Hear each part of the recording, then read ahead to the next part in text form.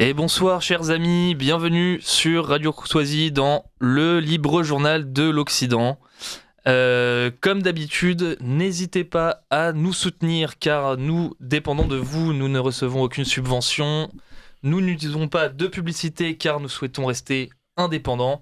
Donc c'est très important de nous soutenir, de soutenir les médias qui défendent vos idées et afin que nous puissions produire des émissions de qualité. Ce soir, une émission qui s'annonce fort sympathique car nous allons parler d'humour. L'humour est-il forcément politique ? L'humour est-il forcément subversif ? Doit-on être forcément irrévérencieux dans l'humour ? Enfin voilà, vous connaissez tous ces sujets. Nous allons en parler ce soir avec deux invités tout à fait bien choisis à mon sens pour parler de ça. Mais avant tout, je suis comme d'habitude avec mon camarade François-Xavier. Bonsoir François, comment allez-vous ? Bonsoir Guillaume, excellemment bien, comme à chaque intervention sur Radio Courtoisie. Excellent. Écoutez, donc, je vais vous présenter nos invités ce soir. Alors, j'ai à mes côtés Greg Tabibian. Salut Greg, merci d'être avec nous. Donc, créateur et animateur de la chaîne Je suis pas content TV, créée en 2015, c'est ça, si je ne dis pas de bêtises. Donc voilà, une chaîne qui traite d'actualité politique sous l'angle humoristique. Donc on peut vous retrouver sur différents médias régulièrement. On vous classe souvent, mais vous vous définissez pas forcément dans un camp politique. Je me définis de gauche et j'aimerais qu'on respecte mon identité. D'accord. Voilà, exactement. Voilà. Il ne faut pas confondre identité politique et expression d'identité politique. Vous avez été assigné de gauche à la naissance ou ça a été une transition ? Un peu. Ah oui. Je suis une famille avec une mère socialiste qui a cru qui croit peut-être même encore au mitterrandisme aujourd'hui. D'accord. Ah oui. Donc je suis un vrai, j'ai tout eu. J'ai eu le HLM, j'ai eu SOS Racisme, j'ai tout eu, j'ai eu le Starter Pack. Vous êtes un cis politique en quelque sorte. Je suis un cis politique. J'ai eu une période un petit peu conservatrice à l'adolescence parce que par crise d'adolescence tout simplement. Et puis j'étais gothique et puis j'étais plein de trucs. Et puis je suis revenu plus vers la gauche par la scène en fait. D'accord. Et le contact avec les gens le monde du théâtre. Oui, le monde du théâtre, pas tant ce qu'il y avait autour du monde du théâtre, mais la pratique de la scène et la pratique d'être confronté à des gens et voilà. D'accord. Et des gens, vu qu'on faisait des spectacles qui étaient ouverts et qu'on essayait de faire vraiment gratuit pour les gens qui ne pouvaient pas, et ça m'a permis de rencontrer des profils et de...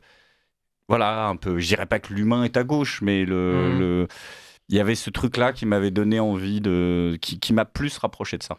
D'accord. Ce que je propose, c'est qu'on écoute un extrait d'une de vos vidéos.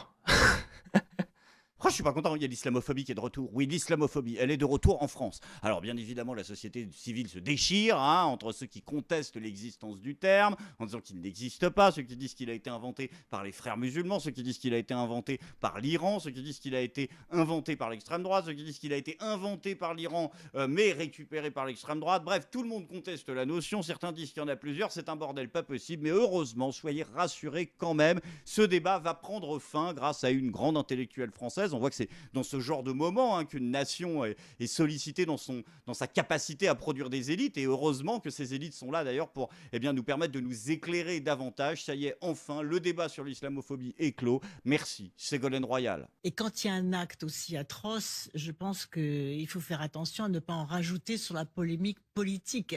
Et là, on a en plus une polémique sur le mot islamophobie. Vous croyez que c'est invraisemblable ? On a un ministre actuel qui nous explique que islamophobie est un mot qui a été inventé par un islamiste. Attendez, phobie, ça vient de phobos, le grec ancien. Putain. Je sais pas ce qui me terrorise le plus, que cette femme ait voulu être présidente de la République, que cette femme ait failli être présidente de la République, ou que cette femme ait fait l'ENA. Non mais attendez, vous vous rendez pas compte de tout ce que cela implique. Le gratin dauphinois n'est plus un mot français, puisque les pommes de terre viennent d'Amérique. Le croissant ne peut plus être une spécialité française non plus, puisque la pâte feuilletée vient de l'Empire ottoman. Et la tour Eiffel est-elle encore française alors que le fer vient précisément d'Algérie? Non, je déconne. Par contre, je suis beaucoup plus sérieux pour le champagne. Doit-il toujours être considéré une fierté nationale alors que le raisin existait bien avant l'invention de la méthode champenoise? Et que dire du camembert, puisque la moisissure est universelle? Mes chers amis, le constat est tragique. C'est toute notre culture française qui s'effondre devant tant d'intelligents. Non, mais c'est ça qui est bien. C'est Bah que... là, elle a fait le boulot. Hein. Ouais, voilà, c'est elle qui fait la blague. Hein. Là, c'était un extrait. Là, c'est un extrait où je dis rien. Hein. Là, c'est vraiment juste un extrait où c'est elle qui fait le truc. Elle vous aide. Elle fait le travail. Je la regrette. Il y a des femmes comme ça qui sont capables de faire le travail des hommes. Elle en fait partie. Marlène Schiappa en fait partie. Agnès Pannier-Runacher en fait partie. Aurore Berger en fait partie. Non, mais ce qui est bien, c'est que vous êtes de gauche, mais vous pouvez quand même critiquer les personnalités de gauche. De gauche, voilà, Ségolène Royal. Ah, elle se présente comme de gauche. Non, en mais tout cas. attends. Je suis né en 83, j'ai 42 ans. Elle a voulu faire interdire le club Dorothée. Donc, indépendamment de ses idées politiques, c'est quelque chose que ma génération ne lui pardonnera jamais. Bon, alors, je ramènerai ce studio au fait que nous en sommes toujours à l'introduction et là, les débats semblaient beaucoup trop bien lancés pour que je ne les interrompe pas. Allez-y, nous François-Xavier. avons excellemment réussi à obtenir sur ce plateau ce soir Monsieur Laurent Firode, qui est, je pense, extrêmement bien placé lui aussi pour nous parler de la scène humoristique en France ce soir. Monsieur Laurent Firode a une expérience fondamentale de la question. Alors, évidemment, il additionne les rôles, non pas au sens de la scène, mais au sens professionnel, puisqu'il est réalisateur, acteur, scénariste, producteur, reconnu dans le monde du cinéma, notamment pour son film Le battement d'ailes du papillon, qui était une comédie interprétée par Audrey Tautou, Faudel et Mahu Layotte. Il a récemment connu un grand succès avec le film Le Monde d'après, qui raconte à travers une série de scènes satiriques se déroulant dans un immeuble parisien les travers et absurdités de la société contemporaine, crise sanitaire, identité, féminisme, transhumanisme. Donc on a déjà commencé à effleurer la question ce soir à bas mots. Un film choral à l'humour grinçant qui dresse un portrait à la fois critique et burlesque de notre époque. Et en fait, ce qui est vraiment marrant, c'est que ce film a été relativement mal noté par la presse et excellemment bien noté par les spectateurs. Et donc je pense que cette dichotomie sera quelque chose qui sera au cœur de nos débats ce soir. Et à noter que Laurent Firode, alors si vous ne l'avez pas vu physiquement sur vos écrans, peut-être en scrollant sur les réseaux sociaux, est quand même quelqu'un qui est extrêmement présent à votre quotidien, puisque nous avons tous vu ces derniers mois l'explosion de sketchs qui ont été produits par les films à l'arrache sur justement peut-être les abus alors on laissera Laurent Firode se décrire lui aussi, mais par les abus d'une certaine partie de la gauche aujourd'hui en France, qui est très très loin des combats historiques de la gauche française telle qu'on peut la connaître, sur notamment les questions d'identité, les questions de lutte sociale et autres. Et donc, il me semble, Guillaume, que vous aviez prévu avant que Laurent Firode s'exprime, de laisser un petit passage un minuscule passage de son immense œuvre. Voilà, passons l'extrait et puis nous laissons Laurent Firode réagir après. T'es un Français de souche, toi, ou pas? T'es con, quoi, mais bien sûr que non, quoi. Mais jamais de la vie. Non, mais de toute façon, il n'y a plus personne qui est français de souche. Ça n'existe pas, français de souche. On a toujours, si tu cherches bien un ancêtre qui vient de quelque part, d'un autre pays, ou tu vois. Moi, par exemple, j'ai un grand-parent qui est hongrois. Et j'en suis hyper fier. Ah ouais? Bah pourquoi t'es fier d'avoir un ancêtre hongrois? Le hongrois est supérieur au français? Ouais, bien sûr, ouais. Ouais, parce que lui, il a eu l'intelligence de vouloir se mélanger à une souche française, tu vois. Oui, mais comment tu peux affirmer que c'est l'ancêtre hongrois qui a voulu se mélanger aux Français? Et pas l'inverse? Parce qu'il est venu de Hongrie. Enfin, je sais pas, mais on s'en fout de ça. En fait, le principal, c'est que moi, dans mes ancêtres, il y a un étranger. Ah oui, mais comment tu peux affirmer que ton grand-parent hongrois n'avait pas lui-même un grand-parent français? Parce que dans ce cas-là, tu resterais un Français de souche. Hein. Attends, mais moi, ce que je veux dire, c'est juste que nous, on est tous semblables, hein. Tous les humains, d'accord? Donc, il n'y a pas de frontières, tout ça, c'est des conneries, donc mélangeons-nous, tu vois? Oui, mais enfin, si on se mélange, ça veut dire qu'on est différent.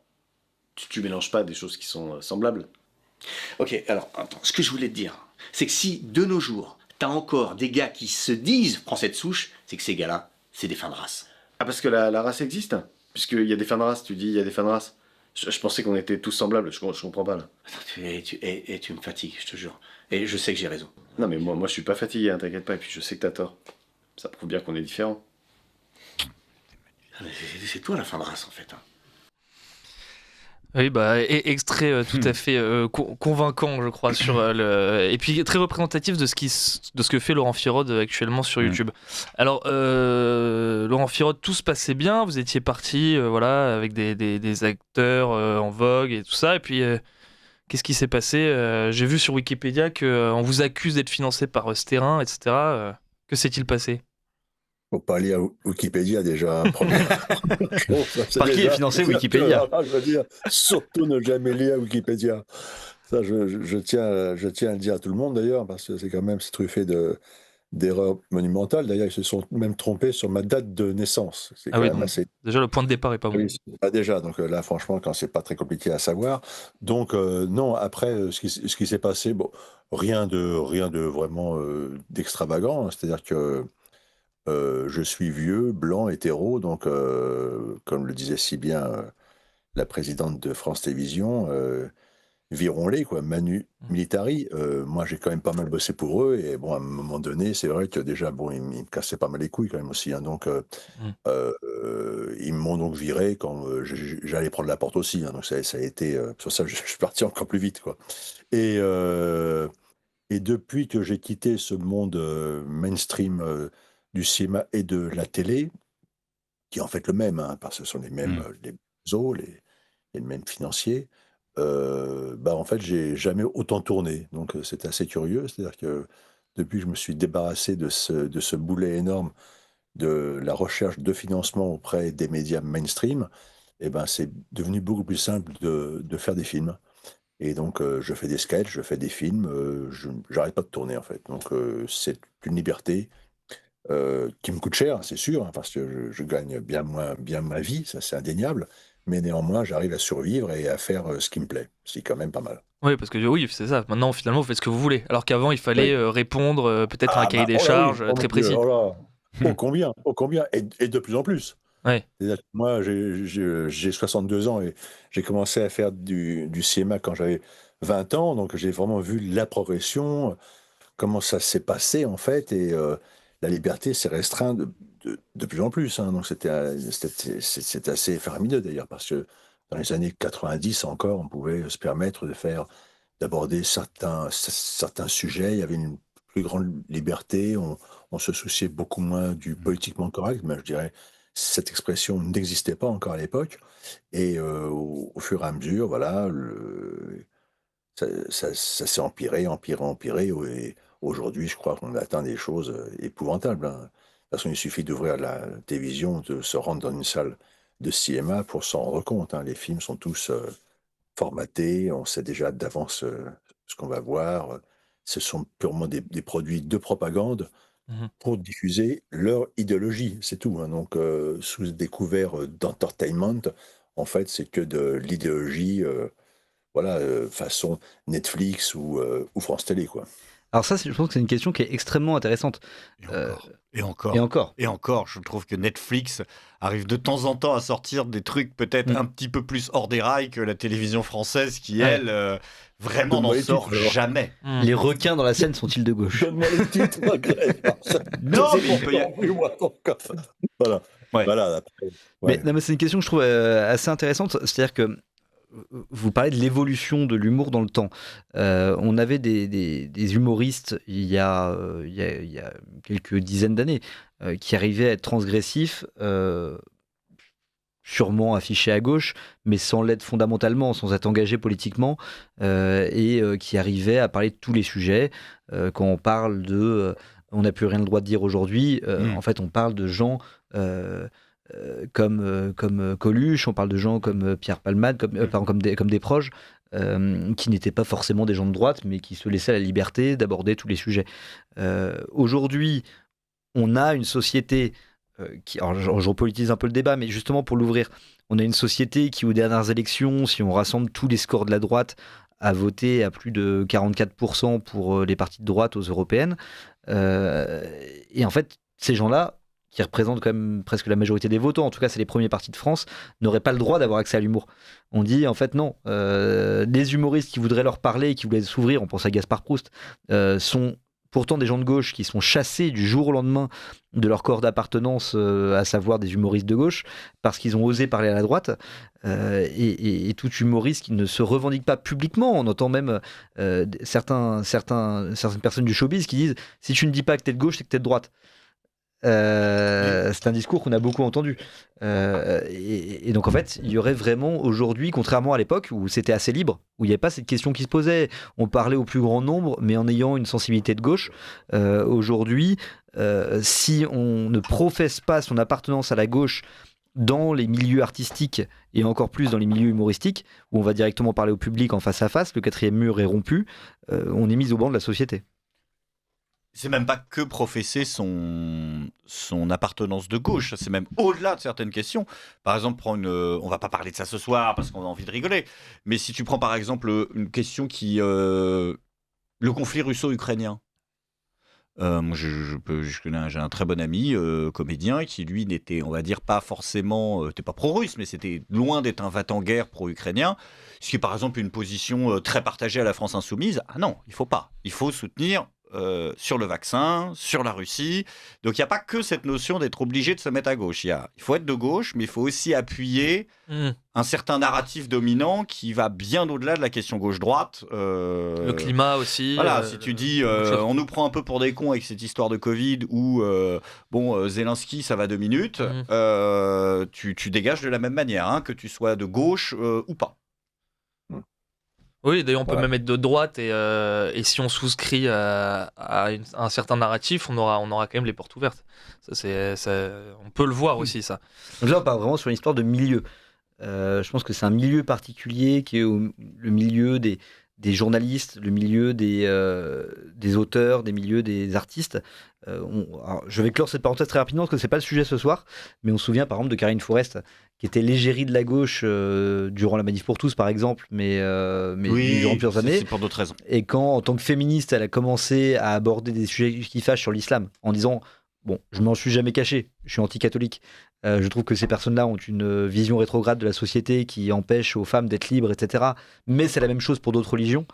Que c'est pas la peine de citer, mais qu'elle s'est exprimée vis-à-vis de d'autres religions. Là, elle a été mise au banc de la société et Karine Forest a totalement disparu, alors qu'elle faisait tous les plateaux, tous les jours, partout, pour être l'égérie du droit des femmes à disposer d'elles-mêmes. Elle a complètement disparu. Et aujourd'hui, Karine Forest n'est plus invitée à aucun événement de gauche, voire, alors j'irai pas monter jusqu'à J.K. Rowling, mais elle est considérée comme vraiment une paria de la gauche qui a trahi. Non, elle pour des raisons. Karine Forest pour des raisons fondamentalement doctrinales, alors que J.K. Rowling pour des raisons personnelles un peu ponctuelles, mais voilà, elle a été complètement bannie de la société et on a l'impression que ça pend au nez de chaque personne qui aujourd'hui essaye de percer dans le milieu artistique. Si vous vous exprimez trop d'un côté ou de l'autre de la barrière, en tout cas d'un côté plutôt que de l'autre, vous risquez d'être complètement viré de notre milieu et à partir de là, votre promotion et votre carrière sont finies. J'ai envie de poser la question à Laurent Firod, qui a été un petit peu au cœur de ce système. Est-ce que c'est réellement ça ? C'est-à-dire, est-il possible d'évoluer et d'avoir un humour qui ne soit pas en conformité avec tous les points de l'idéologie dominante et avoir accès quand même de temps en temps aux services publics ou à des financements, monter sur les marches à Cannes, faire le Montreux Comédie Festival, ou c'est littéralement impossible ? C'est totalement impossible. Totalement impossible. Et ça va...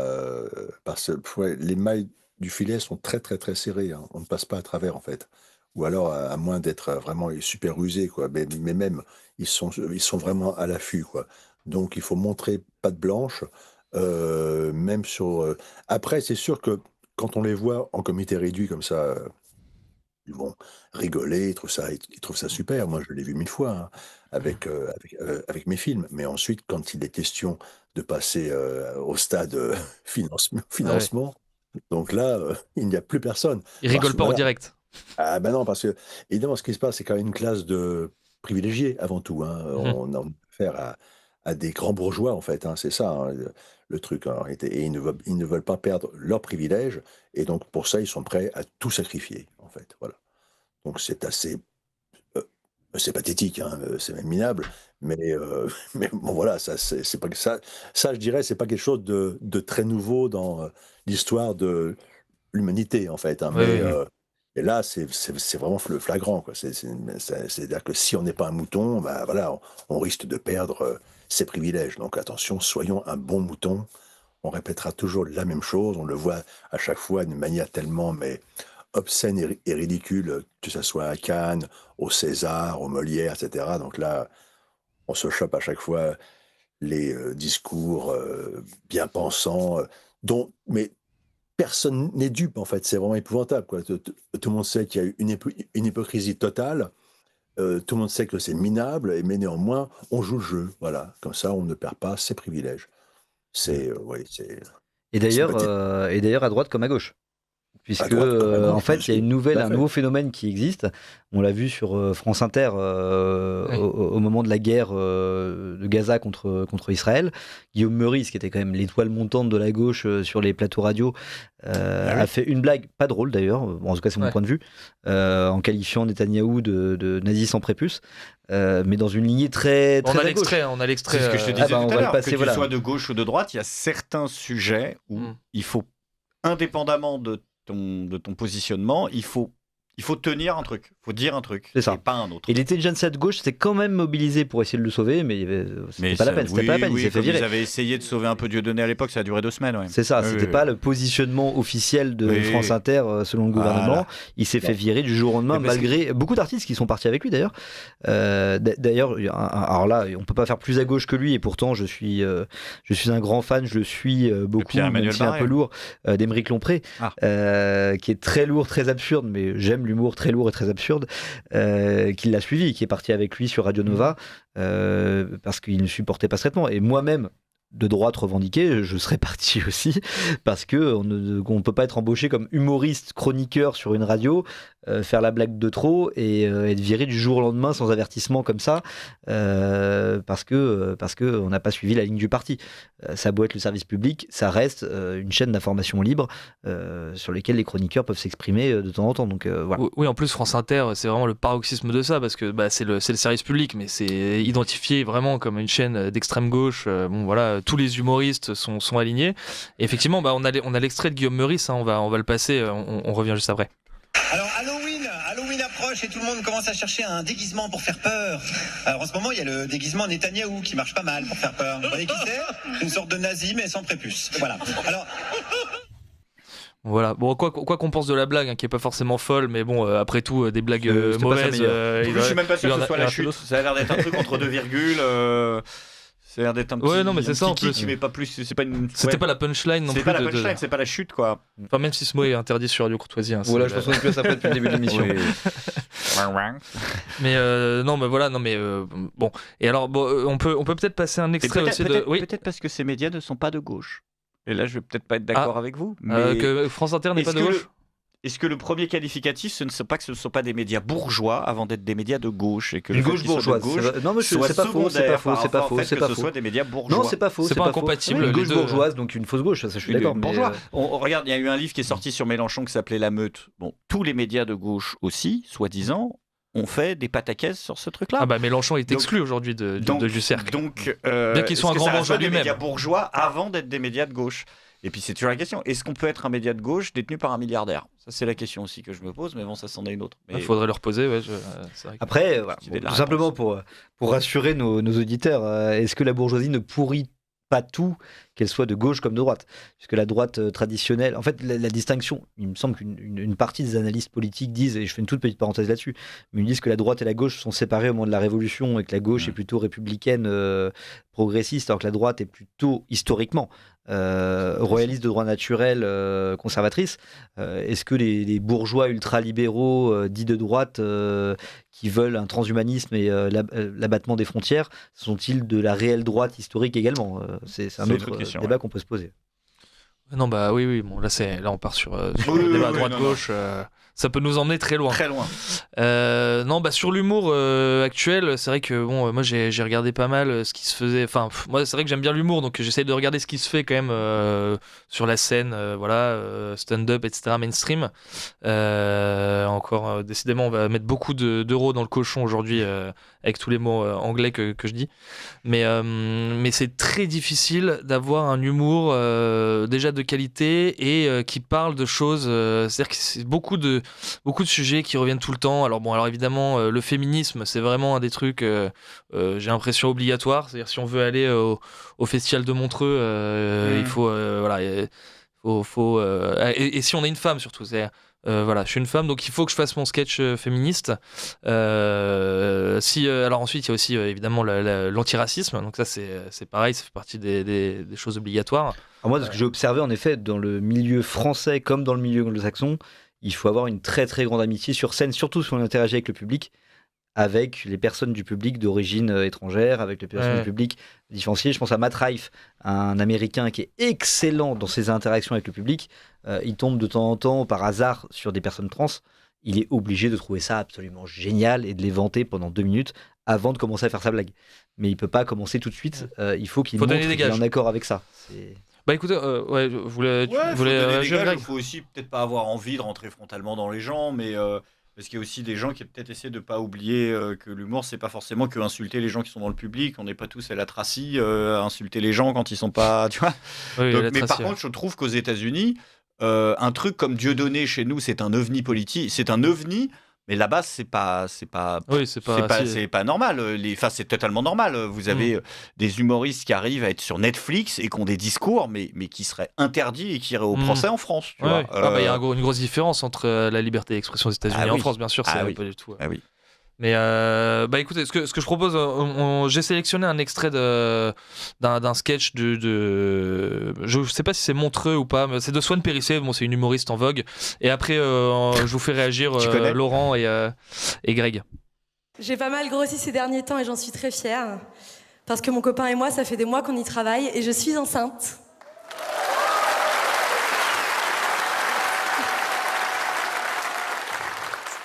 Je vais pas le garder. Non, je plaisante. J'ai pas de copain. Non, je plaisante. J'ai un copain, il est super. Par contre, je vais vraiment avorter. J'ai pas très envie d'avoir un bébé. Voilà, je me sens pas d'être maman. Par contre, j'ai très envie de me marier. Ça m'excite beaucoup. D'ailleurs, j'ai fait ma demande la semaine dernière. Je me suis mise à genoux devant mon copain. Et il a cru que je voulais le sucer. Et il a dit oui. Il n'avait pas compris la question. Mon mec pense que quand je vais avoir 30 ans, je vais avoir envie d'avoir un bébé, ok ? Il me dit, tu vas voir, l'anniversaire de tes 30 ans, paf, tu vas vouloir un bébé. C'est naturel, c'est l'instinct maternel. Bah, en vrai, non. Parce que ça dépend des femmes, et puis ça dépend des époques. Parce qu'il y a des époques où les femmes, elles avaient des enfants vers 14-15 ans. Il y a des époques où à 30 ans, on avait plutôt l'instinct de mourir. Voilà. Laurent Firod, je vous laisse réagir. Qu'est-ce que ça vous inspire, ce sketch de Swan Périssé ? C'est-à-dire que souvent, je la regarde comme ça m'inspire, c'est vrai, parce que je me dis, c'est tellement mauvais et médiocre que pour moi, c'est une source d'inspiration. Vous inspire en creux. Ségolène Royal également, au Grill. Donc, en effet, non, je dirais tant mieux, voilà. Chacun a le droit de faire ce qui lui plaît sur scène et en tant qu'humour. Mais moi, c'est sûr, ça peut être une source d'inspiration assez importante parce que toutes les blagues sont tellement convenues, on s'y attend déjà tellement à tout. C'est extraordinaire que c'est vrai qu'on a envie de se moquer un peu de ça, de pousser les curseurs un tout petit peu plus loin. Donc, je remercie Swan Périssé d'être ce qu'elle est. Vous regardez en fait ce qui se fait dans les médias autorisés en humour ? Vous continuez à regarder ?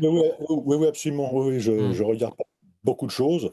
De toute façon, j'ai souvent travaillé comme ça. C'est-à-dire que quand on regarde, c'est pas pour m'en inspirer, c'est pour, au contraire, vous savez, c'est pour m'en écarter, en fait. C'est comme parfois, il y a une série, vous savez, quand on est enfant, parfois on se dit, notre modèle, c'est les parents, mais parfois ça peut être un contre-modèle aussi. Se dire, oh là, mon Dieu, je ne vais surtout pas faire comme eux. Donc Donc voilà, je dirais que je regarde pas mal de choses qui me semblent, moi, de mon point de vue, hein, ce n'est que, voilà, voilà, c'est juste mon point de vue, que je trouve assez médiocre. Et comme ça, je me dis, tiens, autant s'en écarter, aller vraiment dans le sens inverse. Ça me semble profitable pour l'imaginaire, pour développer des sketchs, des gags, etc., quoi. Oui, c'est Donc, la boussole qui indique le sud. Comme, exactement, voilà. oui, c'est, Exactement. en politique, c'est Bernard-Henri Lévy qui joue ce rôle. Qu'il ne joue pas. Qu'il ne joue pas. Oui, non, malheureusement. Non, beaucoup jouent. Greg, Swan Périssé, vous êtes client? Non, je suis pas client, mais par contre, voilà, après, moi, ça me fera pas forcément rire, mais par exemple, sur la première moitié de ce qu'a dit, la structure est respectée. Elle respecte une structure assez classique de contre-pied. Elle respecte une structure de contre-pied qui est bien faite, oui. Enfin, elle a bossé son truc. Le truc, je me suis mis à genoux, je pensais que je voulais le sucer. Bon, ça pas mauvais. Moi, c'est pas bon. Ça me fait marrer. Ça à la limite, celle-là aurait pu me faire marrer. Après, oui, j'ai pas de mec. Bon, on pense qu'elle va partir du fait qu'elle est pas enceinte. En fait, ce qu'elle veut dire, c'est qu'elle a pas de mec. Bon, c'est des règles de contre-pied classiques. C'est vrai qu'après, quand tu l'as fait pendant 10 ans, c'est sûr que tu le vois arriver comme un train à grande vitesse. Donc, tu le sens que ça va arriver. Mais sur des gens qui vont au stand-up une fois, 2-3 fois dans l'année, je peux comprendre qu'ils passent un bon moment. Et je critique pas du tout je critique pas. J'ai entendu, j'ai vu 10 fois, 100 fois pire. Ouais, après j'ai essayé de sélectionner parce qu'il y a 100 fois pire. Il y a des choses terribles. Quand j'ai préparé l'émission, bon, j'essaie de respecter un petit peu les auditeurs un minimum, donc j'ai pas mis les pires choses que j'ai entendues parce que dans l'humour, même des Montreux Comédie, c'est quand même assez grand public. Il y a vraiment des trucs, c'est interdit au moins de 18 ans minimum, je pense, parce que c'est assez horrible. Mais non, moi ce qui m'a choqué, c'est plus le côté j'attends un enfant, mais vous réjouissez pas, je vais avorter. Ça m'a mis tout de suite dans un état. Oui, bien sûr. Mais c'était tellement obligé, c'était tellement évident. C'est-à-dire que Swan Périssé ne peut pas dire qu'elle a un mec, elle a des coups d'un soir parce que c'est beaucoup plus fun. Elle ne peut pas attendre un enfant. Un enfant, c'est être soumise au patriarcat, c'est épouvantable, il faut surtout avorter. Tout est limpide d'avance. On sait exactement là où elle veut aller. C'est pour ça qu'il n'y a aucune surprise. C'est même assez... Après, je te dis, j'ai vu pire. J'ai vu des nanas qui, là, t'auraient ouvert un tunnel de 3 minutes sur le droit des femmes à avorter, et c'est mon corps et c'est mon truc. Là, bon, en tout cas, j'ai pas vu le reste, mais là, elle le fait pas, tu vois. Elle te fait. Il n'y a pas eu ce moment de bascule qui est présent chez beaucoup d'autres. Elle le fait dans d'autres sketchs que j'ai pas mis. Tu reconnais un mode de vie, une façon d'aborder le rapport et la vie, mais elle te dit pas elle te fait pas la leçon. Là, en tout cas, je trouve qu'elle me fait pas la leçon, ce qui est assez rare et ce qui est pas désagréable. Elle fait la leçon, il faut voir le spectacle en entier. Donc, oui, parce qu'en fait, ça c'est la leçon vraiment. J'ai pas vu. Pas là-dessus, quoi. Elle fait la leçon, c'est-à-dire qu'on dirait un prêche, on dirait en fait un curé qui fait un prêche au XVIe siècle, quoi. Voilà. Mais aujourd'hui, c'est une femme au XXIe siècle, voilà, qui est sur une scène de stand-up. Mais c'est la même chose, quoi. Elle veut convertir, donc c'est vraiment important, quoi. Comme si l'humour était là pour convertir les gens. Non. L'humour est là pour faire réfléchir, donc, selon moi. Après, j'ai pas vu le spectacle entier, donc. Elle a fait un spectacle. Alors ça, c'est l'extrait d'un spectacle. Je sais pas lequel, mais elle refait ce sketch-là, mais en plus développé effectivement dans un espèce de grand spectacle contre le fascisme. Voilà, déjà là il y a un indicateur. Bon, okay. Ça c'est courageux. C'est courageux. C'est vrai que c'est très courageux. Parce que c'est super courageux, oui. Bravo. Ça c'est quelque chose qui est risible. C'est le faux courage, les fausses convictions. Ça c'est vraiment. J'ai eu des couilles de venir faire un sketch contre Marine Le Pen sur France Inter. Enfin, tu vois, ça c'est vraiment le truc, ouais. Après voilà, c'est vrai que bon, sur cette personne en particulier, moi j'ai pas vu tellement de sketchs que ça. C'est vrai qu'on en parlait avec Greg Tabibian sur les bons usages de la scène chez les femmes actuellement sur la scène humoristique. Greg Tabibian n'était pas forcément d'accord avec moi, mais moi quand je vois Elena Nagapetian par exemple, qui hérite de quelque chose qui avait été commencé par Florence Foresti, mais qui en effet l'avait pas mis au centre de ses sketchs. Oui. Mais Elena Nagapetian qui parle en permanence de son célibat, du nombre de mecs qu'elle enchaîne, de la bénédiction pour elle que ça a été de divorcer, à quel point elle a pu se taper des mecs derrière, etc. Mais et en fait, aujourd'hui, j'ai l'impression que tout est polarisé. Il y avait ce superbe humoriste qui était Guillaume Batz, on le salue. Il est décédé il y a quelques années, mais il était reconnu par tout le milieu pour ses talents. Mais en fait, justement, on insistait énormément sur son handicap, peut-être parfois un peu trop, parce qu'on a l'impression qu'il n'y a plus que ça.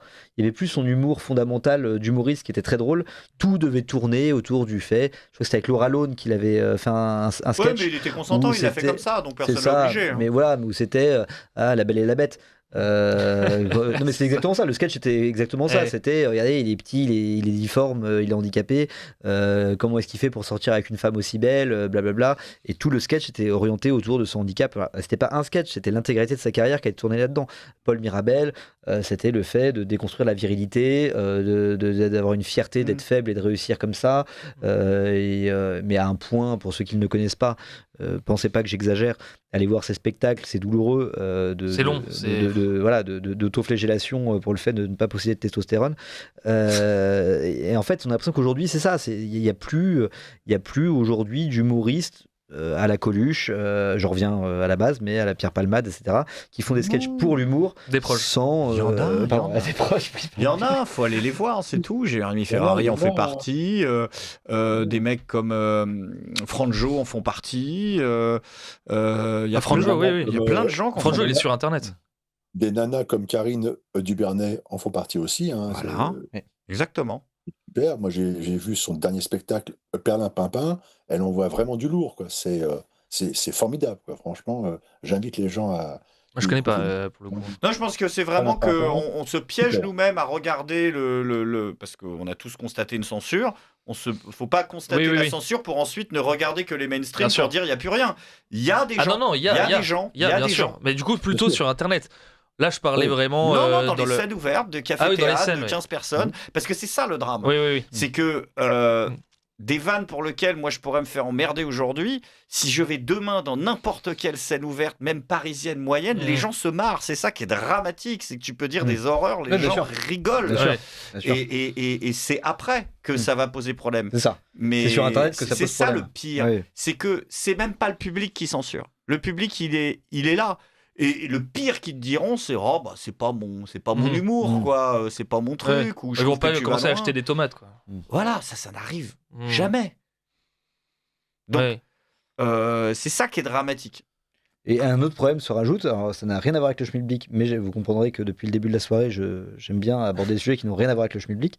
Moi, je suis un grand fan d'un artiste qui s'appelle Seb Melia, qui revendique sur scène être catholique du moins de culture. Je pense pas qu'il revendique être catholique pratiquant, mais catholique du moins de culture, du bout des doigts, tout en affirmant son respect pour les autres religions et autres, et qui s'est fait cancel, comme on dit, ce soir on va mettre beaucoup d'euros dans le cochon, pour des relations privées qui se sont mal passées, qui ont été étalées sur Internet, et qui étaient dans la phase vraiment ascendante de sa carrière, et qui aujourd'hui ne se produit plus et n'existe plus, pour des accusations qui ont été faites par ses ex sur Internet. Et en fait, ça s'arrête jamais, qu'on n'est pas arrêté dans sa carrière pour un propos qu'on a tenu, on est arrêté pour des choses qu'on a fait dans le privé. En fait, la scène aujourd'hui est complètement différente de celle qu'il y avait il y a 40 ans, ce qui est normal dans chaque métier, mais les choses ont vraiment changé, et c'est vraiment compliqué aujourd'hui de percer en tant qu'artiste. Soit, comme je disais, Guillaume Meurice, on est à gauche, mais pas de la même manière que France Inter le voudrait, soit comme d'autres, on est trop à droite, c'est-à-dire plus à droite qu'à gauche, ou à droite de François Bayrou. Voilà, où on n'est pas une femme, on ne fait pas partie de la diversité, où on n'aborde pas les sujets qui vont bien. Et il y a des trucs où il est de droite con, Bayrou. Oui, non, mais maintenant il est vieux, donc être vieux c'est de droite. Déjà c'est un homme blanc catholique, donc déjà ça fait beaucoup de. Ouais. Oui, mais c'est pas qu'il soit catholique, le problème c'est qu'il a sacrifié sa gamine sur l'autel de sa carrière parce qu'il savait très bien qu'elle se prenait des torneules par des curés et qu'il a rien dit, c'est tout. C'est ça son problème. Bon, ça c'est encore un autre sujet. Bon, c'est vrai que par contre il aurait pas pu être humoriste, parce que en termes de débit c'est un peu compliqué. Mais bon, ça c'est encore autre chose. Non, après sur l'humour stand-up, j'avais un autre extra à vous proposer si vous voulez. Donc là c'est Fari, donc pareil, un humoriste quand même assez en vogue, qui peut être drôle, mais qui coche les cases qu'on lui demande de cocher. Salut les blancs. Désolé, je suis désolé, excusez-moi. Non, parce que, en fait, j'ai un rôle à tenir dans cette soirée. On m'a dit, Farid, il faut que quelqu'un leur dise, c'est trop blanc, voilà. Non, mais voilà, faut que quelqu'un se dise, dans les nommés et tout, ça manque vraiment de... Autant en équipe de France, ça va. Ça va. Peut-être même un peu on a abusé. Peut-être si ramener la coupe à la maison. J'ai senti qu'en termes de rythmique, on en avait perdu quelques-uns. J'ai senti. Si. Parce que autant là, on avait tout le monde. Ça, mais comment il s'appelle Kanté, N'Golo, là, oh, on était perdu. Ah, c'est vrai. Hein. Bon.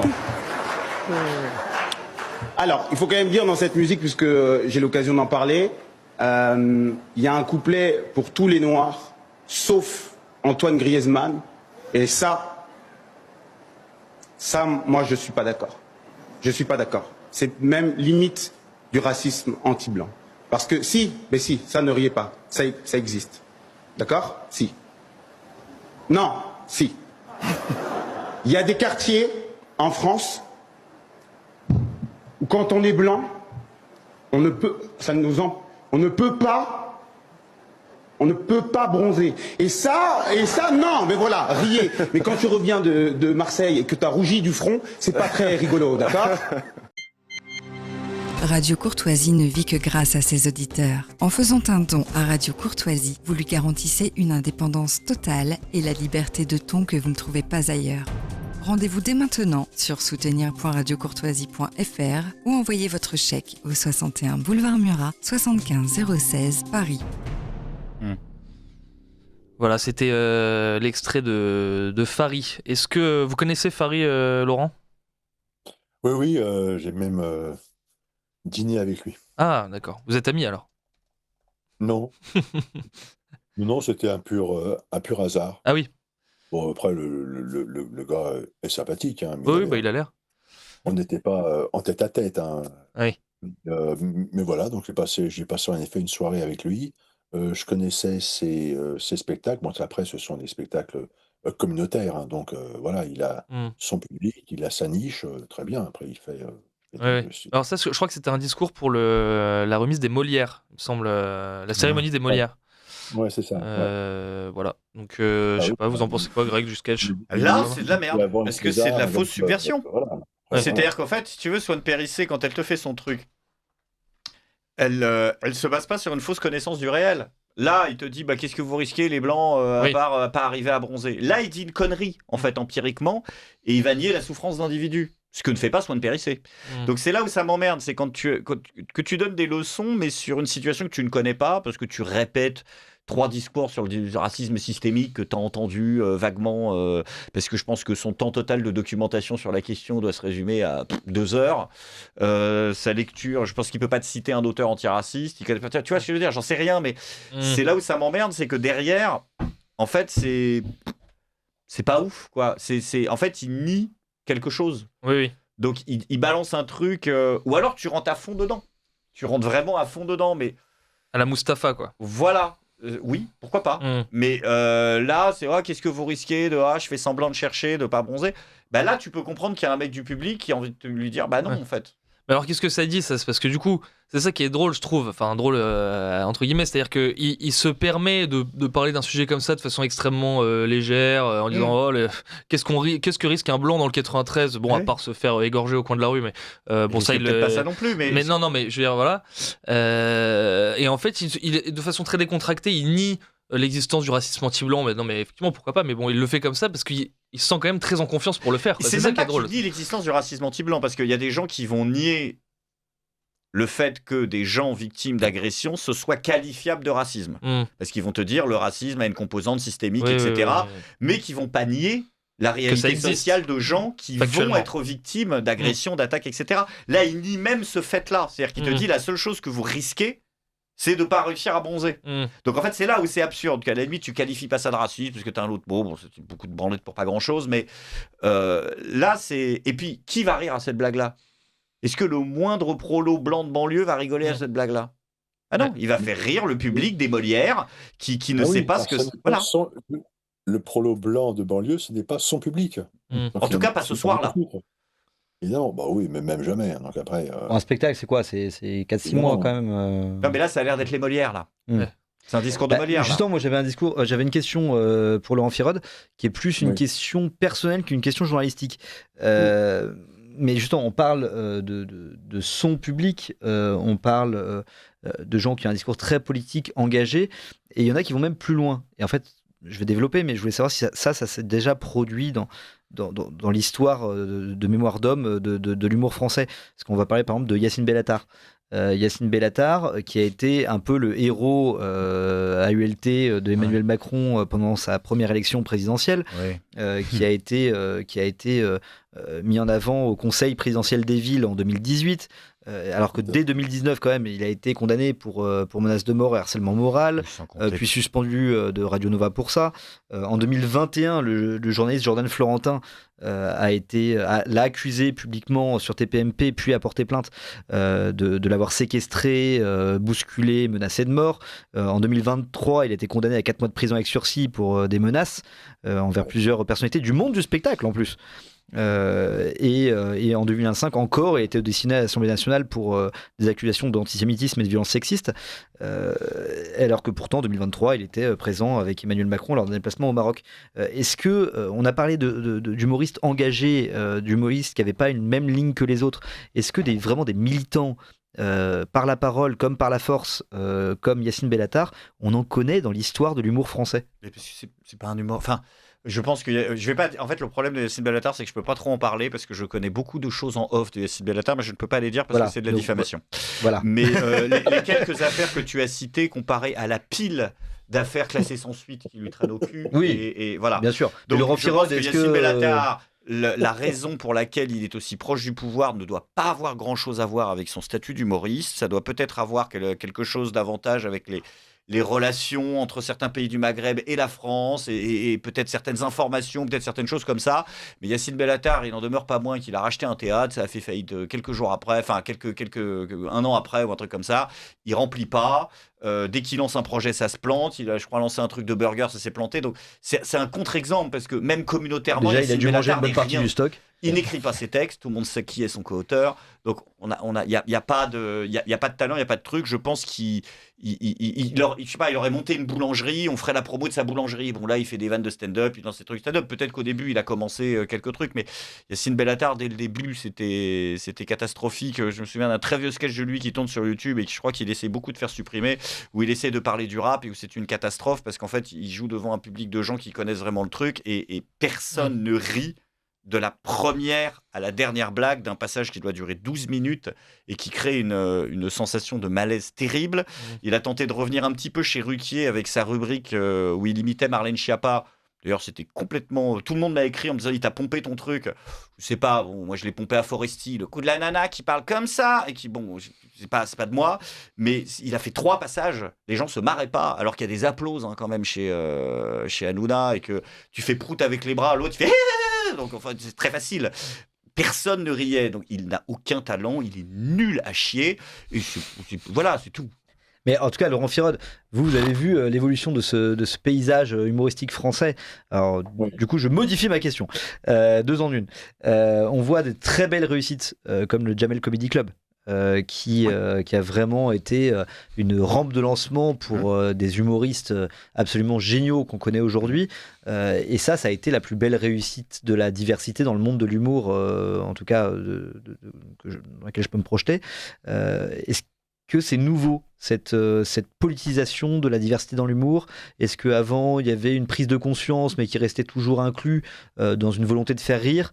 Et quand est-ce que ces gens se sont transformés en militants et ont créé vraiment une faille dans le monde de l'humour en France? C'est-à-dire, militant, je pense plutôt, c'est les relations entre l'humour et le pouvoir... c'est très très très ancien, hein. C'est le propre c'est le vrai statut du bouffon du roi. Et il est là pour faire rire aux dépens du pouvoir, mais en même temps il est là parce qu'il rit du pouvoir pour asseoir le pouvoir. Donc je pense qu'il y a un lien très très proche entre humour et pouvoir en effet. Et donc on laisse le bouffon se moquer un tout petit peu du roi. mais pas trop, parce que néanmoins, ça lui donne une humanité. On se dit, le roi supporte d'être moqué. Donc je pense qu'il y a eu depuis toujours un lien très très proche entre humour justement et pouvoir. Donc aujourd'hui d'ailleurs, on le voit, ça revient un peu à ce qu'on disait au départ, c'est-à-dire que les humoristes qui tiennent le haut du pavé, donc ils sont dans une classe privilégiée, ils ne veulent pas perdre ses privilèges, donc ils sont là pour asseoir le pouvoir, même en faisant semblant de s'en moquer. Mais néanmoins, ils sont là pour l'asseoir et pour faire en sorte que rien ne se passe, que rien ne bouge. C'est ça le truc. Donc, voilà, je ne sais pas si j'ai vraiment bien répondu à votre question. La question était floue, vous en faites pas. Non, mais ce qu'il dit est totalement juste. Ils ont quoi ? Il y en a 2-3 qui ont essayé. Enfin, il y en a surtout un, et on le salue, parce qu'il était pas. D'ailleurs, il est pas mauvais. Je sais pas pourquoi il est là-dedans, parce qu'il n'a jamais parlé de politique. C'est Franck Dubosc. Le gilet jaune, il a duré 4 jours. Parce que quand il a vu. Voilà, 4 jours. Au bout de 4 jours, il était rangé dans le placard. Mes excuses, merci d'être venu, au revoir. Donc, Mais c'est Patrick Sébastien que je voyais encore avant-hier en scrollant sur Facebook, qui racontait qu'il a déboulé déguisé en travesti devant l'Élysée et avait exigé d'être reçu par Mitterrand. Et puisque Mitterrand avait dit qu'il parlait avec tout le monde. Et donc il était arrivé déguisé en travesti avec un de ses camarades en disant recevez-nous. Et évidemment, il s'était fait conduire par les CRS qui étaient présents. Et en fait, le lendemain, il a été étonné de recevoir un appel de Mitterrand, qu'il a reçu à l'Élysée. Parce qu'il était malin. Et Mitterrand lui dit, vous savez pourquoi je vous reçois et pas les journalistes qui font la queue devant mon bureau ? Parce que ça les emmerde. Oui, mais après, il y a 2 facteurs aussi à prendre en compte. Il y a un, quelle est la capacité d'autocritique du leader en question par rapport à lui-même ? Et je pense que Mitterrand avait peut-être plus de capacité à rire de lui-même que notre président actuel. Ce qui fait que du coup, de facto, ça devient beaucoup plus compliqué. Et donc déjà, ça, c'est le premier critère. Et le deuxième critère, c'est la légitimité du mec qui est en face. C'est-à-dire, est-ce qu'on est véritablement, on va pas dire ce qu'on pense de Macron, mais est-ce qu'on est face à un cas de haute trahison, est-ce qu'on est face à un mauvais président ? Tu vois, se foutre de la gueule de Pompidou, c'est pas vraiment la même chose que se foutre de la gueule d'un mec qui pour Sarkozy, avait vendu l'or de la France, ou pour Macron qui massacre sa population. Donc, si tu veux, d'un moment, la sympathie vis-à-vis du pouvoir devient de moins en moins acceptable et de moins en moins tolérable en fonction de ce qu'est le type, quoi. C'est vrai que... Rendre Chirac sympa... Ça fait pas de toi la même personne, t'as pas la même responsabilité que de rendre Macron sympa. Tu vois, les guignols de l'info n'ont pas la même responsabilité que McFly et Carlito. Oui, tout à fait. Tu vois ce que je veux dire ? Tout à fait. Mais c'est intéressant parce que ce que disait Laurent, effectivement, si on considère que le rôle de l'humoriste, c'est le rôle du bouffon du roi, c'est-à-dire de critiquer le pouvoir et en cherchant la limite. Vous savez, c'est l'histoire de Triboulet. Vous connaissez ou pas l'histoire de Triboulet ? C'était le bouffon de je ne sais plus quel roi de France, et il critiquait la cour, il critiquait le roi, et un jour il est allé trop loin. Il a critiqué un ami du roi ou je ne sais plus, et le roi lui a dit là t'es allé trop loin, je vais être obligé de te condamner à mort. Mais bon, comme je t'aime bien, je te laisse le choix de la mort, de la façon dont tu veux mourir. Triboulet lui a répondu puisque vous m'en donnez le choix, je choisis de mourir de vieillesse.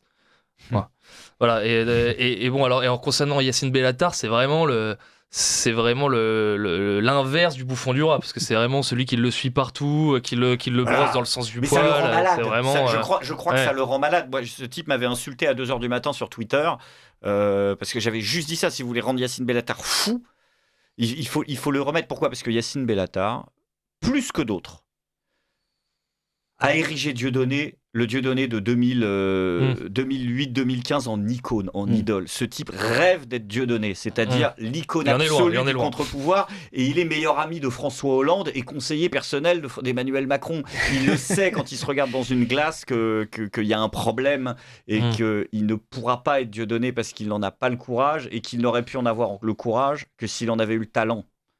Le talent d'être courageux. Parce que sa scène de spectacle restera vide sans le pouvoir. Alors que Dieudonné, sans le pouvoir, sa salle aurait été remplie de la même manière. Dieudonné, avec le pouvoir, proche du pouvoir, sa salle serait vraiment vide. Serait vraiment vide. Et non, parce que là où Dieudonné était fort, c'est quand il était avec le pouvoir, ses salles étaient pleines, et quand il était contre le pouvoir, ses salles étaient pleines. Pourquoi ? Parce que quoi qu'il arrive, ses salles sont pleines. Pourquoi ? Parce que le mec était bon, c'est tout. Oui, et puis il avait réussi à avoir le pouvoir tellement sur le dos que le Premier ministre parlait de lui à la télévision. Donc comme coup de com', c'est vrai que c'était pas mal quand même. Ah oui, cette époque terrible où les mecs n'avaient pas compris les fesses traisantes. Non, c'est vrai que dans les interviews, quand il y a des interviews d'humoristes de la télévision, souvent quand même ils citent Dieudonné comme étant leur inspiration, etc. Tout en disant qu'évidemment il est allé trop loin et qu'il ne faut pas le suivre Pas là-dessus. tous. Il y en a qui ont des couilles de pas le dire. Il y a des mecs qui sont juste respectueux. Je pense notamment à Alban Ivanov. Oui, il le cite souvent. Qui dit si vous voulez inviter un mec pour qu'il crache dessus, faites-le, mais c'est pas moi en fait. Ouais. J'ai des choses à y penser. Ouais. Comme moi, j'ai des choses à y penser, mais il y en a plein d'autres. Moi, c'est pas à moi de le faire. Allez vous faire voir. Quoi. Ou Jean-Marie Bigard qui a quasiment failli faire un spectacle avec lui, voilà. Ou d'autres. Mais voilà. C'est comme on dit dans la mafia, on ne met pas un contrat sur le mec qui t'a donné ton premier flingue. Et Dieudonné a donné le premier flingue à beaucoup de gens. À beaucoup de monde, ouais. Écoutez, j'ai un autre extrait de France Inter. Si vous voulez. On va bien rigoler. On peut écouter ça. Elle est ravie de s'exprimer sur le sujet, elle dont la finesse de l'analyse n'a d'égal que la férocité de la plume. Camille Lorente, c'est à vous. Bonjour tout le monde, bienvenue dans ma chronique sur l'islam politique. Marchons tous ensemble sur les chemins de la laïcité et du fun. Allez, tous avec moi. Jeunes frères musulmans, suis avec nous le mouvement. Même si tu t'appelles Christian, tu peux devenir musulman. Et oui, je l'ai apprise il y a 20 ans en colo, donc je suis qualifiée. Voilà. Je vous chante pas la suite, c'est la shahada, la profession de foi musulmane, ce qui ferait que je me convertirais à l'islam en direct. Et je pense que c'est encore trop tôt dans ma carrière pour percer. Mais merci en tout cas de m'avoir donné l'opportunité de passer 3 jours à googler frères musulmans dans tous les sens. Bad buzz ou fiché S, après tout, c'est Dieu qui donne. Alors notre pays avait-il besoin d'un rapport hautement médiatisé sur les frères musulmans ? Bah oui, enfin on venait quand même d'apprendre qu'il y a du caca dans l'eau. Donc ça fait du bien de se changer les idées, surtout avec des thèmes inédits comme le voile ou l'immigration. Ça faisait longtemps qu'on n'en avait pas parlé, moi ça m'avait manqué. Puis la menace est réelle, les frères mus, ils sont contre la constitutionnalisation de l'IVG, contre l'interdiction des thérapies de conversion. Ah ben, comme Retailleau en fait. Mais alors, vous voyez, vous êtes d'accord, allez, faites-vous des petits bisous là. Oh là là, pour cette chronique, j'ai dû regarder ce qui se passe à la télé. Ça faisait très longtemps et c'est officiel, je suis dépassée par ce monde. Oh là, j'ai appris, alors rien à voir, mais vous savez qu'il y a des mecs qui payent d'autres mecs pour faire des footings à leur place sur Strava afin de leur fournir un alibi pour tromper leur femme. Oh là là, ça va pas fort chez les blancs hétéros. Non mais l'absurdité de ce monde n'a plus aucune limite. J'ai zappé, c'était le dôme d'or de Trump. Et moi j'étais là, elle me ferait pas avoir, c'est de l'IA ça. Après j'ai appris que c'était un vrai projet que Reagan avait déjà lancé il y a 40 ans. Et vous savez, ce qui a aussi 40 ans, c'est l'idée selon laquelle l'islam est une religion conquérante qui menace de s'imposer à tous les Français. Mot pour mot, le discours que tenait Jean-Marie Le Pen dans les années 80. Alors petite innovation quand même, maintenant si vous osez dire oui, parler de l'islam comme un danger chaque jour dans les médias, peut-être c'est islamophobe, et ben nouveauté, maintenant l'islamophobe vous contre-islamophobise en vous disant quoi ? Non, nous on parlait juste des frères musulmans, c'est vous qui faites des amalgames, c'est vous les islamophobes, selon la fameuse règle scientifique de c'est celui qui dit qui est. Alors pourquoi Bruno Retailleau fait un max de drama autour de ce rapport ? Est-ce que c'est pour préparer le terrain des municipales, de la présidentielle ? Non, moi j'ai ma théorie. Il a trompé sa femme, elle l'a grillé. Et il peut pas faire courir un mec sur Strava à sa place. Parce que c'est son truc à Bruno, c'est l'équitation. Donc faut trouver un mec qui a un poney, c'est hyper compliqué. Donc Isabelle, elle est pas contente. Lui, il est coincé, paf, il sort sa dernière carte. Mais bébé, attends, il y a plus grave. Bientôt, il y a des gens qui vont t'obliger à porter le voile. Hop, diversion. Isa est terrifiée. Elle oublie de divorcer. Victoire de Bruno par KO. Entretenir la peur de l'autre, c'est vraiment notre sport national, quoi. Les champions du 110 mètres N. Qu'est-ce qu'on est bon là-dedans, putain. Alors moi, j'ai pas de solution toute faite, mais il paraît que le contraire de la peur, c'est la foi. Donc les racistos, peut-être trouvez-vous une spiritualité, ça vous occupera, puis ça vous détendra les organes. Et puis même si vous vous appelez Christian, vous pouvez devenir musulman. C'est quand même des bonnes nouvelles, ça. Que des bonnes nouvelles finalement dans cette chronique. Merci Camille Lorente, merci de vous être prêtée à l'exercice. On vous retrouve la semaine prochaine dans Zoom Zoom Zen. Ça, c'est le problème de l'éditorialiste radio. C'est-à-dire que tu as en fait un tel niveau d'auto-congratulation des gens qui sont autour et qui se marrent. Même quand elle a dit bonjour, les mecs ils rigolaient déjà, quoi. Donc c'est un enfer. Non, mais ça c'est vraiment catastrophique. Bah, elle est nulle. Ouais. Rien n'est drôle. C'est ce qu'on disait tout à l'heure, c'est-à-dire que c'est narcissique. Elle est nulle, mais elle a coché toutes les cases quasiment. C'est-à-dire, je vois pas le problème avec l'islam. L'homme blanc hétéro cisgenre, je sais pas quoi, Trump, Jean-Marie Le Pen. Il n'y a pas de blague drôle. En fait, il n'y a rien. Ils rigolent tous. Non, elle récite le cahier des charges qu'on lui a donné. Oui, c'est une soirée entre copines, sauf que c'est pas censé être un sketch, quoi. Ça vous a plu, Laurent ? Magnifique. Non, mais par contre, je te jure, j'essaie de vous donner de l'inspiration. Hein. Je vous envoie les meilleurs. Un personnage pour tes sketchs. Non, absolument, c'est qu'elle coche vraiment toutes les cases. Mais ce qui est assez toujours frappant, c'est que ce qu'elle dit n'est absolument pas drôle. Hein. Je pense qu'il y a un gag là-dedans. Et néanmoins, derrière, il s'oblige à rire pour nous faire croire que c'est drôle. C'est terrible. Pourquoi d'ailleurs? On peut se poser la question en fait. Oui. C'est une question importante même. C'est-à-dire qu'elle elle donne, voilà, elle fait de la propagande idéologique, voilà, elle déverse tout son flot de bêtises, et derrière on rit. On rit pour nous faire croire que ce qu'elle dit est spirituel et intelligent, quand c'est un tissu de conneries. Donc je pense que le rire est là juste pour faire en sorte que faire passer ce tissu de conneries pour quelque chose de spirituel. Quand en fait, c'est juste un tissu de facilité. Donc le rire est là comme une sorte de musique qui accompagne le discours pour lui donner voilà, une légitimité, et une importance, et aussi voilà, il est distant, il regarde les choses de haut, comme ferait tout bon humoriste, hein. C'est-à-dire qu'il regarde les choses de haut avec une certaine ironie.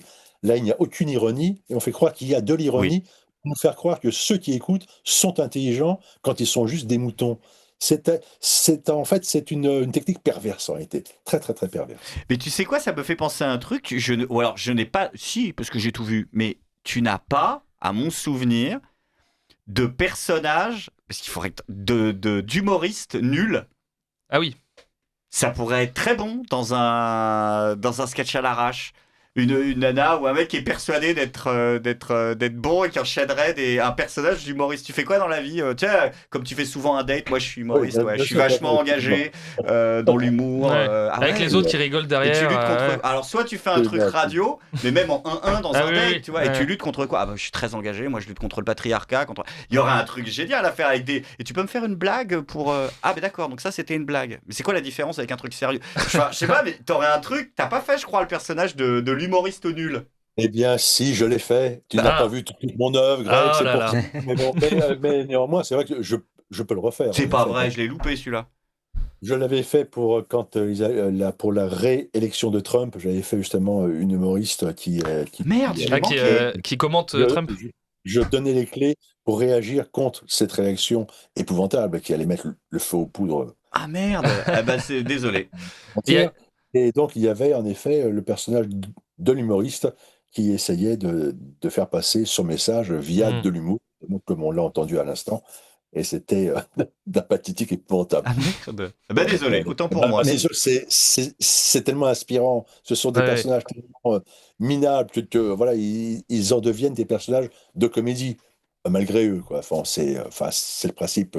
du spoons un peu à l'envers. Mais alors, question philosophique. Il veut être triste, mais il fait rire. Là, en fait, ils veulent faire rire, mais en fait, ils sont tristes. Question philosophique. Ou alors, ils font rire, mais à un autre niveau que ce qu'ils croient. C'est-à-dire que la scène est drôle. La scène est drôle. Question philosophique. Est-ce qu'on est humoriste quand on fait rire malgré soi? Quelque part un peu. Hein. Mais moi, je trouve qu'il y a une question hyper importante, hyper intéressante que vous avez soulevée, Greg Tabillon, tout à l'heure. Vous avez dit à Laurent Firode, tu n'as jamais fait de trucs sérieux. Non, j'ai pas dit ça. Non, mais dans l'intonation, dans la façon des gens de jouer, etc. C'est un créneau que t'as pas exploité. Et en fait, j'ai dit ça. Oui, bon, bref, passons. Et en fait, il y a quelque chose que je trouve assez intéressant, c'est que Laurent Firode, justement, on en parlait tout à l'heure. Je trouve personnellement que 50% de l'humour et de ce qui ressort de l'humour et de ce qui fait rire les gens, c'est le jeu d'acteur, c'est l'être, c'est la façon dont les gens parlent, c'est les modes d'expression, c'est les mimiques. On l'a vu avec beaucoup de grands humoristes, Gad Elmaleh, où en fait, in fine, c'est surtout plutôt 60% que 50%, ses mimiques et son expression qui font rire. Oui. Et en fait, ce que je trouve absolument génial avec ce que fait Laurent Firode actuellement, c'est qu'il n'y a pas ça. Ce que vous faites actuellement dans vos mini-séries, dans vos sketchs d'une minute 20, c'est extrêmement sérieux. C'est juste une discussion, mais totalement normale, comme il pourrait y avoir en famille ou autour d'un verre entre amis. Et c'est vraiment simplement un discours politique lambda, à peine caricaturé, bon, très très très peu caricaturé. Et en fait, les gens pouf de rire Oui, parce sur qu'en fait, la bêtise. c'est que très peut proche de la avoir, réalité, en Ouais, vrai, mais en c'est fait. bien joué, non, C'est c'est ça. bien joué. Oui, C'est alors bien c'est vrai qu'il y a le jeu c'est bien d'acteur, c'est vrai qu'il y a le jeu joué, d'acteur. c'est bien joué. Mais le jeu d'acteur que je pense aurait de vrais gauchistes en parlant face à nous. Moi, vous mettez une vraie gauchiste convaincue face à moi et je lui donne simplement mes opinions telles que je les vis, et même pas 50% des opinions telles que je les conçois, je pense qu'elle aurait le même jeu d'actrice, malgré elle. Je pense que... Absolument. Mais c'est vrai que je demande aux comédiens de jouer vraiment premier degré, hein, ne jamais mettre une distance, c'est vraiment épouvantable. Si on veut faire rire, je pense qu'il faut être vraiment dans une sincérité totale. Il faut jouer comme si on jouait une tragédie, en fait, ou un drame, en tout cas, parce que moi, ce qui me désespère souvent dans les comédies françaises, principalement, c'est qu'on voit des comédiens qui se mettent à jouer d'une manière différente parce qu'ils veulent faire rire. Donc, ils vont jouer souvent à l'imbécile, aux crétins, mais comme ils ont peur qu'on les prenne eux-mêmes pour des imbéciles et des crétins, donc ils vont mettre une distance. Ils se regardent jouer. Donc, ils vont appuyer le trait pour bien dire au spectateur, attention, je joue un personnage. Donc voilà, et ça devient un peu grossier, voilà, les effets sont gros et on y croit moins. Je trouve ça moins fort, quoi. En Moi, fait, c'est vraiment, je trouve, deux styles qui sont extrêmement jouer au complémentaires. con, mais vraiment avec une sincérité, quoi. C'est Voilà. ça, c'est deux styles qui sont extrêmement complémentaires, parce qu'on parlait de Franjo tout à l'heure, dont on n'a pas assez parlé ce soir, parce qu'il est excellent dans ce qu'il fait. D'ailleurs, lui, il a fait le sketch France Inter. Franjo. Oui, tout à fait.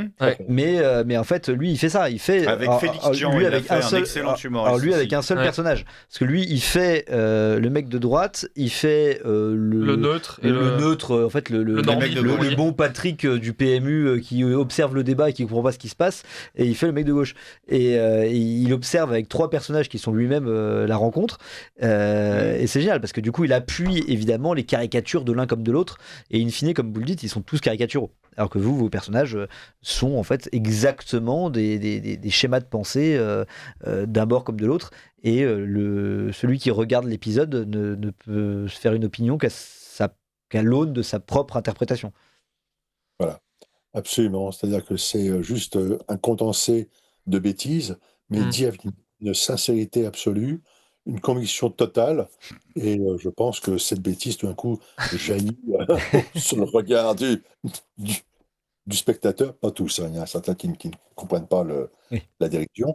Mais néanmoins, voilà, la grande majorité quand même des gens qui me regardent comprennent ce côté ironique.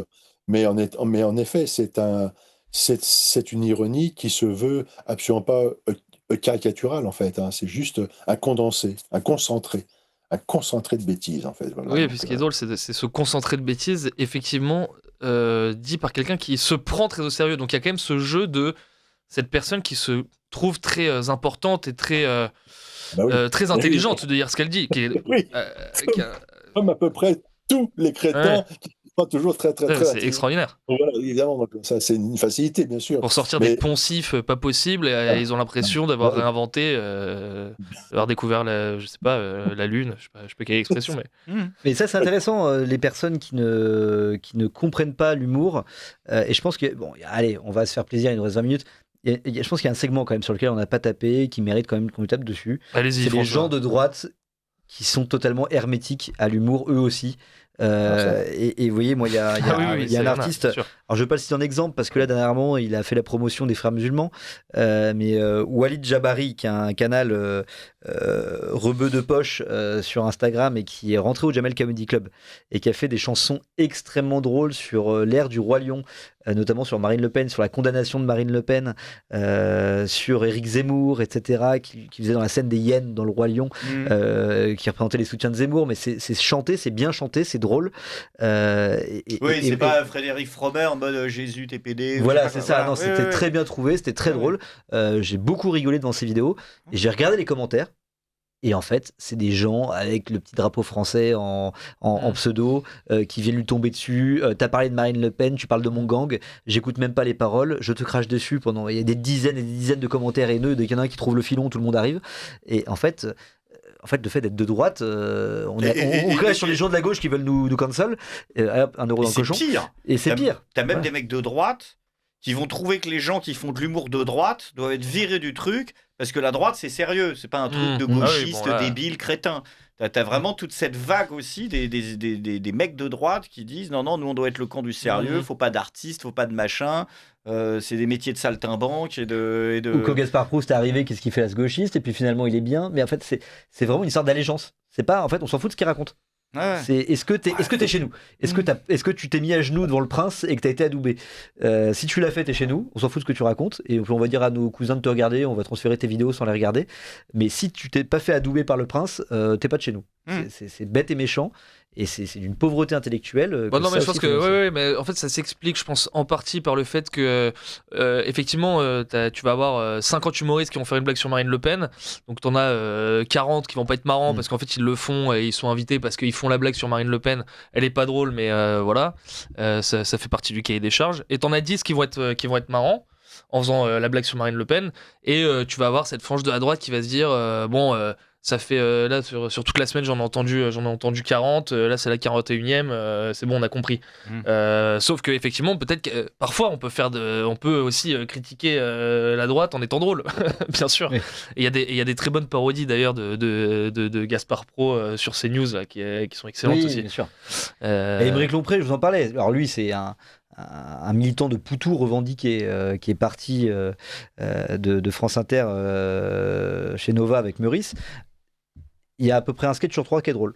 Un sketch sur 3, ou en tout cas une partie d'un sketch sur 3 qui est extrêmement Pas mal pour un drôle. humoriste France Inter. Non, mais qui est vraiment extra. Alors lui il a du vernis à ongles, il est tatoué sur les doigts et il revendique voter Poutou. Mais il y a vraiment des parties de ses sketchs, notamment sur Retailleau et autres, qui sont extrêmement drôles, vraiment qui sont à mourir de rire. De ses chroniques plutôt, excusez-moi, ce qui se produit aussi, mais j'ai jamais vu ce qu'il faisait. Mais en tout cas, de ses chroniques qui sont extrêmement drôles. Il en fait une tous les dimanches soirs. Je fais sa promo. Écoute, Émeric, n'hésite pas à m'inviter à ton anniversaire si tu écoutes cette émission.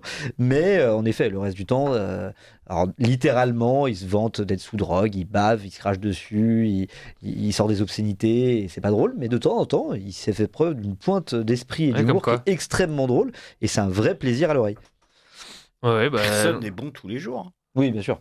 Oui, surtout quand tu dois pointer à heure fixe dans une rubrique, parce que tous les jours, on sort quand on a envie de sortir, quand le produit est fini. Mais quand tous les matins tu dois être là à 7h15, y compris quand la veille, t'as beau regarder le canard, il n'y a rien à part 3 chiens écrasés de merde, t'es là, il faut trouver un truc. Des fois, t'as rien. Des fois, t'as rien. Donc, c'est vrai que c'est difficile, dur. Des fois, on n'oublie pas que les gens qui pointent tous les matins à 7h15, il faut une chronique. Des fois, il n'y a rien. Oui, non, mais bien sûr, c'est vrai que c'est difficile. Mais ce qu'on leur demande sur France Inter, c'est quand même d'être drôle au moins une fois de temps en temps. Et il y en a certains qui arrivent pas, même une fois de temps en temps. C'est ça qui est dommage. Parce que chez France Inter, quand ils n'ont pas d'idée, parce qu'évidemment, quand on doit faire une chronique tous les jours, parfois on n'a pas d'idée. Mais du coup, là, on ressort la chronique qu'on a entendue tout à l'heure. Voilà. C'est l'homme blanc. Bon, je vais faire quoi aujourd'hui? Je vais faire Trump, ça marche toujours. Bon, mais est-ce que aussi, Laurent Firode, on met pas, parce que c'est tellement dur aujourd'hui de percer dans le monde du spectacle, de se faire un nom à l'heure des réseaux en plus. Alors à l'époque c'était compliqué parce qu'il n'y a pas de moyen de faire sa promotion. Aujourd'hui c'est compliqué parce que trop de gens font leur promotion. Est-ce que du coup les humoristes sont pas obligés de surproduire? Est-ce que là je vois mon camarade Guillaume a partagé ses notes entre l'humour de stand-up, l'humour radio, l'humour au cinéma. Est-ce qu'aujourd'hui on n'est pas obligé d'être tout à la fois?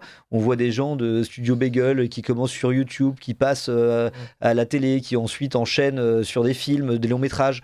Est-ce qu'aujourd'hui on n'est pas obligé d'être tout ou d'être rien? Et si on se multiproduit pas, on disparaît en fait du schéma de diffusion de l'humour. Je pense que c'est clair, si on veut se faire un nom, si on veut avoir un public, parce qu'en fait c'est ça le truc, il faut trouver son public.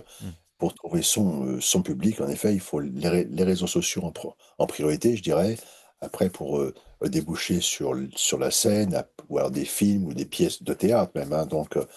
Mais en effet, je pense que le véritable moteur aujourd'hui, c'est les réseaux sociaux. Ça, c'est indéniable. Moi, je m'en suis aperçu. Je suis depuis assez peu de temps, en fait, sur les réseaux. Mais je fournis beaucoup, quand même. Je fais à peu près 3-4 sketchs chaque semaine. Quand Donc, même. Ouais, quand même. Là, par exemple, demain, je vais en tourner 8. Mais Oui. donc, après, donc voilà, il faut quand même beaucoup fournir. Et ensuite, voilà, après, on se trouve un public et ensuite, ça peut se dispatcher vers des projets, soit cinéma, théâtre, stand-up, que sais-je, plein de ressources. Mais je pense qu'à l'origine, franchement, il faut être présent. Hein. Sur les réseaux, de toute façon, même, je dirais, si on veut percer en tant qu'acteur, même, parce que je connais beaucoup de comédiens qui savent qu'aujourd'hui, même quand on veut chercher un agent, par exemple, l'agent va vous demander combien tu as de followers, Oui, c'est etc. ça.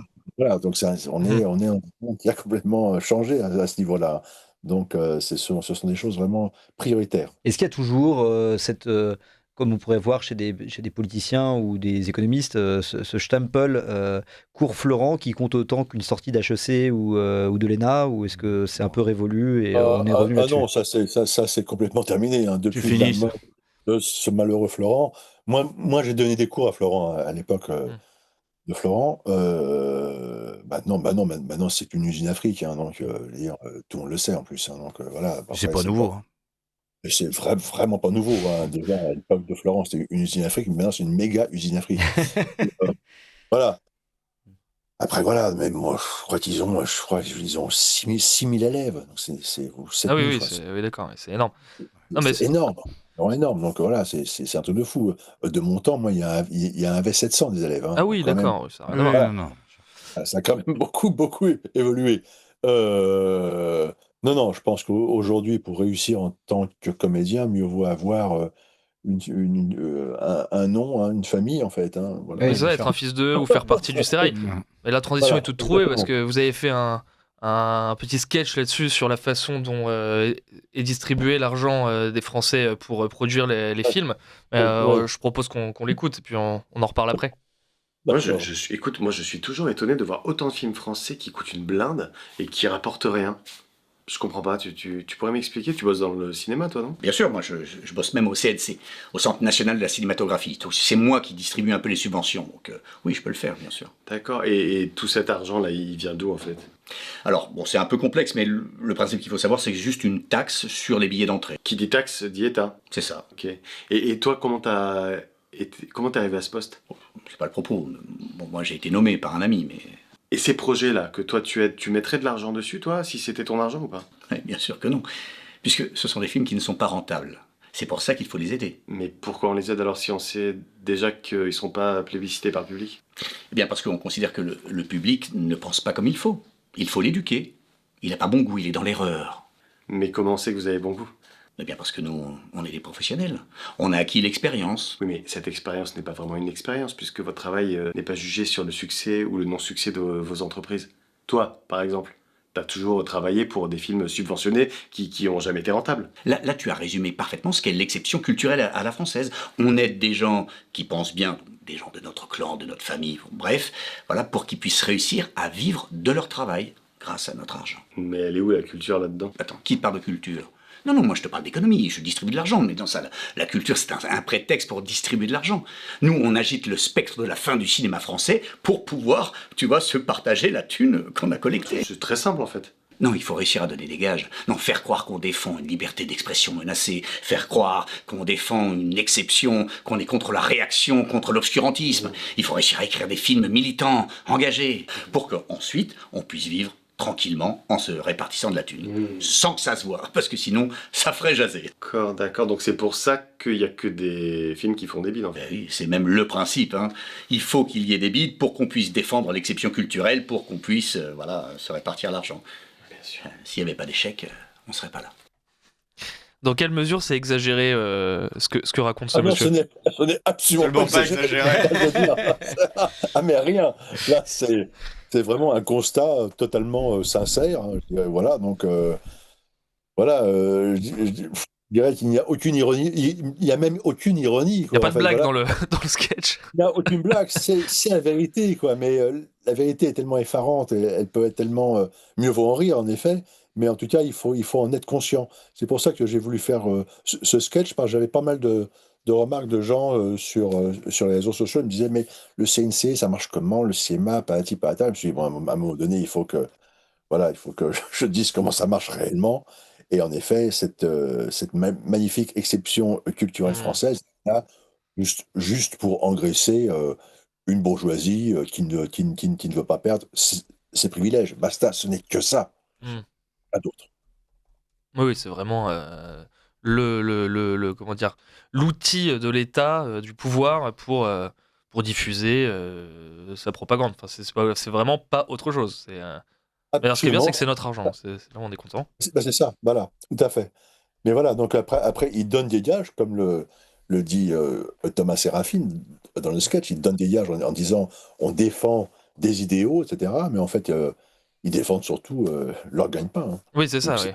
C'est ça le truc, en fait. Ouais. Le but du jeu, il est là. Hein. Voilà. Bah, écoutez. D'ailleurs, c'est même assez extraordinaire, parce que moi, je connais beaucoup de gens au CNC, c'est-à-dire que le CNC finance des films, en effet, mais il finance aussi beaucoup de films qui ne se font pas. Et ça, je pense que les gens l'ignorent aussi. Il y a énormément de films qui obtiennent des subventions, d'aide à l'écriture, d'aide au développement, même des subventions pour faire le film. Mais en fait, au final, le film ne se fait pas, mais néanmoins, tout le monde vit grassement. C'est-à-dire que moi, je connais beaucoup de gens qui écrivent des scénarios, qui touchent une subvention, qui gagnent bien leur vie comme ça, en sachant pertinemment que le film ne se fera jamais. Ah oui. Parce qu'il faut partie du sérail. Donc ça va même au-delà de ça. C'est-à-dire qu'on finance des films qui ne marchent pas, mais je dirais même qu'on finance des films qui ne se font pas. Oui, c'est la PAC culturelle. On est à un niveau la politique agricole commune où on est payé pour pas planter. En fait, voilà. Qui est monumental. Ouais, écoutez, messieurs, on s'achemine vers la fin de cette émission. Écoutez, non, c'est une conclusion un petit peu tragique, mais en même temps, c'est nécessaire comique, de savoir ça. C'est comique. C'est absurde en tout cas. Non, mais en tout cas, ça soulève un point qui est que finalement toute cette moraline dégoulinante du monde artistique français n'est qu'un maquillage pour préserver des intérêts bourgeois. On en revient à ce qu'on disait au début de l'émission, Greg. On en revient toujours à la lutte des classes et à la bourgeoisie. Avant la gauche, en fait, finalement. On en revient toujours à la bourgeoisie et à la lutte des classes. N'oublions pas les bases. Voilà, une conclusion marxiste sur Radio Courtoisie. Et pourquoi pas, on aura tout fait. Bon, Greg, vous voulez dire un mot de conclusion ? Non, c'était une très sympathique émission. Ça m'a fait plaisir de revoir Laurent. On avait dîné ensemble il y a quelques mois et on devait. Et puis les dîners se font plus. Mais du coup, je te passerai un coup de téléphone dans les prochains jours parce que je t'avais proposé un truc. Il faut quand tu passes à Paris, qu'on en parle. Voilà, des projets se dessinent comme ça sur les ondes de la radio. C'est un peu le festival de Cannes ici, quoi. En mieux, bien mieux. Voilà. Je te dis tout de suite, je voulais te proposer quelque chose qui ne sortira pas. Mais au rez-de-chaussée. C'est le festival de Cannes au rez-de-chaussée. Avec très peu de subventions. J'ai besoin d'un script là parce que j'ai 20 000 balles à toucher du CNC et en fait j'ai rien là. Donc, il n'y a pas un tapis rouge, il y a juste un t-shirt rouge. Voilà, un t-shirt rouge. Bah, faut commencer par là. C'est toujours ça, voilà. Messieurs, merci beaucoup. Je vous remercie pour cette émission qui fut fort intéressante et je salue les auditeurs. Chers auditeurs, merci d'avoir suivi cette émission. N'oubliez pas de nous soutenir et je laisse le dernier mot à mon camarade. Alors, chers auditeurs, c'est toujours un plaisir de vous avoir avec nous. Très rapidement, c'est le 11e épisode de J'ai le libre journal de l'Occident ce soir. Et en fait, notre ambition était de balayer large et de pouvoir vous permettre de traiter tous les sujets sans filtre. Depuis le début, nous avons traité beaucoup de géopolitique avec le conflit israélo-palestinien, les élections en Roumanie, les élections en Géorgie. On a été sur des éléments fondamentaux de notre pays avec une émission à Crépol, avec le député de Crépol un an après, et Damien Rieu sur ce terrible événement. On vous a parlé des grands acteurs de ce temps avec une émission entière sur Donald Trump, puis une autre sur Léon XIV, et on vous a parlé de culture avec le rock identitaire français, les livres dissidents, l'humour en France.